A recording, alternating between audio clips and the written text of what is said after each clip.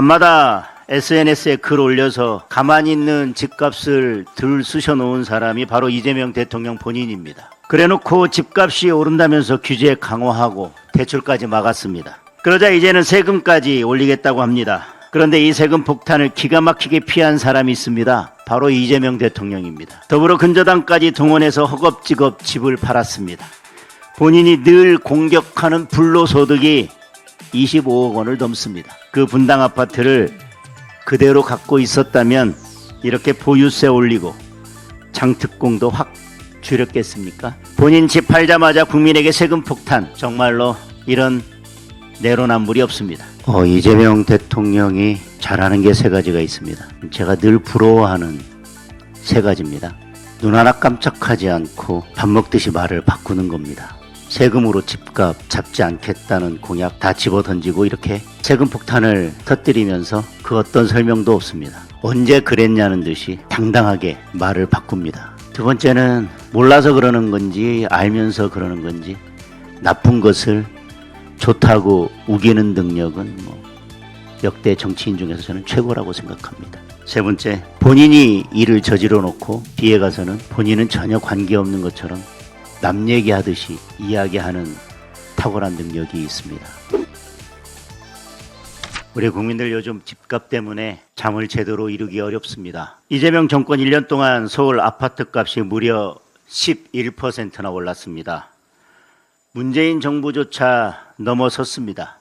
역대 정부들 가운데에서 압도적인 1위입니다. 그러면 이 부동산 위기의 원인이 무엇인지 한번 살펴봐야 합니다. 다른 것 없습니다. 이재명 대통령이 만악의 근원입니다. 부동산 지역을 만든 주범이 바로 이재명 정권입니다. 밤마다 SNS에 글 올려서 가만히 있는 집값을 들 쑤셔놓은 사람이 바로 이재명 대통령 본인입니다. 그래놓고 집값이 오른다면서 규제 강화하고 대출까지 막았습니다. 그래서 집값 잡혔습니까? 그러자 이제는 세금까지 올리겠다고 합니다. 그런다고 집값이 잡히겠습니까? 결국 본인들이 집값 다 올려놓고 그 집값 잡겠다고 국민들만 잡고 있습니다. 이번에 우리 당 여의도연구원에서 이재명 정부 부동산 정책 긴급 여론조사를 했습니다. 부동산 세제 개편안이 집값 안정에 도움이 될 것 같냐고 물었더니 국민의 54%가 도움이 안 될 거라고 답했습니다. 도움이 될 거라는 응답은 34%밖에 되지 않았습니다. 실거주 1주택자 세금 부담이 늘어날 것이라고 보는 국민이 47%, 줄어들 것이라고 보는 국민은 10%에 불과했습니다. 세입자 부담이 늘어날 것으로 보는 국민도 54%에 달합니다. 종합적으로 이재명 정부 부동산 정책에 대한 평가는 부정이 52%, 긍정은 35%에 불과했습니다. 특히 2030 세대는 부정평가가 64%에 달합니다. 국민은 더 이상 이 정권의 부동산 정책을 믿지 않는다는 것입니다. 국민이 정책을 믿지 않으면 정책의 효과는 전혀 기대할 수 없을 것입니다. 어떤 때는 국민이 정부의 정책을 믿지 않으면 정책과 반대 방향의 결과가 나올 것입니다. 실제로 이번 세제 개편안이 나오자마자 많은 국민들이 혼란과 공포에 휩싸였습니다. 열심히 땀 흘려서 집 한 채 마련한 은퇴한 어르신들은 보유세가 늘어서 집을 갖고 있기도 어려운데 장특공까지 줄였습니다. 이제 팔기도 어렵게 만들었습니다. 그래놓고 이 정권이 뭐라고 하고 있습니까? 지방으로 가면 양도세 깎아줄 테니 집 팔고 이사 가라고 합니다. 집 가진 어르신들이 무슨 죄를 지었다고 강제로 지방으로 이사를 가야 합니까? 아예 학교 문제나 직장 사정으로 다른 곳에 사는 비거주 1주택자들도 마찬가지입니다. 어쩔 수 없이 원래 집으로 가게 되면 아예 학교까지 옮겨야 됩니다. 우리 아이들이 무슨 죄가 있어서 낯선 학교로 전학을 가야 합니까? 직장에서 먼 집으로 강제로 이사 가야 하는 분들도 많을 겁니다.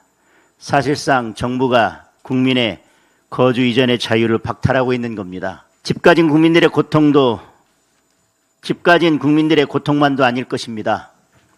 우리 청년들과 무주택 서민들은 더 큰 고통을 겪게 될 것입니다. 부동산 세금 왕창 올리면 집주인은 어떻게 해야 합니까? 결국 직접 들어가 살거나 전월세 가격을 올리는 수밖에 없습니다. 세입자들은 잘 살던 집에서 쫓겨나거나 울며 겨자 먹기로 폭등한 전월세를 감당해야 합니다. 이게 이재명 대통령이 말하는 부동산 정상화입니까? 그런데 이 세금 폭탄을 기가 막히게 피한 사람이 있습니다. 바로 이재명 대통령입니다. 더불어 근저당까지 동원해서 허겁지겁 집을 팔았습니다. 본인이 늘 공격하는 불로소득이 25억 원을 넘습니다.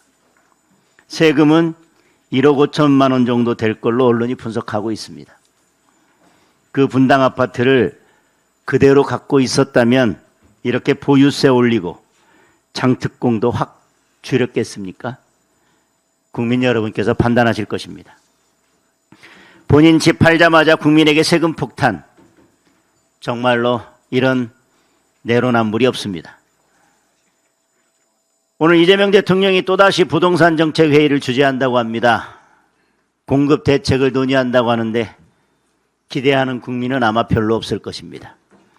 지난번에 대토론회 열어서 뭐가 달라진 게 있습니까? 자기 편들 불러 모아서 증세정책 홍보만 하고 끝나지 않았습니까? 이 정권에서 그동안 내놓은 공급 대책들만 봐도 얼마나 한심하기 짝이 없습니까? 상가와 사무실을 주거용으로 고쳐서 공급하겠다고 합니다. 최근에는 국민연금으로 공공임대주택 늘리는 방안을 당정이 논의하고 있다고 합니다. 본인들은 강남 아방궁에 살면서 국민들은 상가 개조주택, 임대주택에 살라고 강요하는 겁니다. 결국 이재명 정권의 부동산 정책에 민생은 없습니다. 이 정권은 국민의 삶에 전혀 관심이 없습니다. 지금 민생에 필요한 것은 규제와 증세가 아닙니다. 공급 대책과 진정한 부동산 시장 정상화가 필요합니다. 규제 풀고 대출 풀고 멈춰선 재개발, 재건축을 촉진하는 것이 진짜 부동산 정상화 정책입니다. 지금 당장이라도 부동산 정책의 틀을 대전환해야 할 것입니다. 이를 거부하고 이 정권이 끝내 부동산 지옥으로 가는 길을 고집한다면 국민은 하루라도 빨리 이 정권을 끌어내리는 수밖에 없습니다. 오늘 이 자리가 국민의 집 걱정을 덜어드리고 주거 희망을 되찾아드리는 자리가 되기를 기대합니다. 이재명 대통령이 잘하는 게 세 가지가 있습니다. 제가 늘 부러워하는 세 가지입니다. 눈 하나 깜짝하지 않고 밥 먹듯이 말을 바꾸는 겁니다. 세금으로 집값 잡지 않겠다는 공약 다 집어던지고 이렇게 세금 폭탄을 터뜨리면서 그 어떤 설명도 없습니다. 언제 그랬냐는 듯이 당당하게 말을 바꿉니다. 두 번째는 몰라서 그러는 건지 알면서 그러는 건지 나쁜 것을 좋다고 우기는 능력은 역대 정치인 중에서 저는 최고라고 생각합니다. 세 번째, 본인이 일을 저지러 놓고 뒤에 가서는 본인은 전혀 관계없는 것처럼 남 얘기하듯이 이야기하는 탁월한 능력이 있습니다. 거기에 더불어 근저당에서처럼 내로남불하는 능력은 덤이기 때문에 그 부분은 말씀드리지 않겠습니다. 보안수사권 폐지하는 형사소송법 개정안 안 읽어봤다. 충격적인 발언을 했는데 오늘 보도에는 좋은 정책도 국민에게 피해주면 안 하느니만 못하다. 좋은 정책도 국민에게 피해주면 안 하느니만 못하다. 이게 무슨 정책을 두고 이야기하는 건지 잘 모르겠습니다만은 우선은 국민에게 피해주는 정책이 좋은 정책인지 저는 잘 모르겠어요. 국민에게 피해를 주는데 누구한테 좋은 정책이라는 건지 대통령에게 아무리 좋은 정책이라도 국민에게 피해 주면 안 하느니만 못하다는 건지 더불어민주당 강성 지지층에게는 좋은 거지만 국민에게 피해 주면 안 하니만 못하다는 건지 국민에게 피해 주는 정책이 좋은 정책이라고 하는 그 논리가 어디에서 왔는지 잘 모르겠는데 설령 그렇다 치더라도 좋은 정책도 국민에게 피해주면 안 하느니만 못한데 보안수사권 폐지나 이번 부동산 세제 개편은 국민에게 피해만 주는 정말 나쁜 정책입니다. 좋은 정책도 국민에게 피해가 주면 안 하느니만 못할진데 이렇게 나쁜 정책을 밀어붙여 놓고 나는 안 읽어봤다. 나는 잘 모르는 일이다. 대통령으로서 보여야 될 모습은 아니라고 생각합니다. 부동산 정책, 조정은 의원님도 말씀하셨지만 결국 국민 갈라치는 정책입니다. 보안수사권 폐지, 검찰에 대한 적개심과 복수심에서 시작된 정책입니다. 민주당 지지자들이 그러지 않습니까? 아, 좋은 정책이다가 아니라 한을 풀었다. 이제야 한을 풀었다. 그 얘기는 뭐예요? 적개심과 복수심에서 시작된 정책이라는 겁니다. 민주당의 특징이 있습니다. 좋은 방법이 아니라 가장 나쁘지만 가장 쉬운 방법을 선택합니다. 정치검찰이 문제라면 정치검찰을 어떻게 바꿀지에 대한 고민을 해야 되는데 정치검찰이 문제니까 아예 검찰을 없애버립니다. 팔다리 수술하면 될 건데 그냥 사람을 죽여버립니다. 두 번째, 가장 부작용이 큰 가장 단기적인 처방을 내놓습니다. 고통을 제거할 생각을 하지 않고 순간 마약으로 그 고통을 잠시 제거하려고 합니다. 지금까지 민주당이 내놓은 부동산에 대한 처방, 검찰개혁에 대한 처방이 그렇습니다. 가장 나쁘지만 가장 쉬운 방법. 부작용이 가장 크지만 가장 단기적인 방법. 무책임과 무능을 대변하는 것입니다. 정책의 방향을 바꾸지 않으면 국민이 정권을 바꾸게 됩니다. 이상입니다.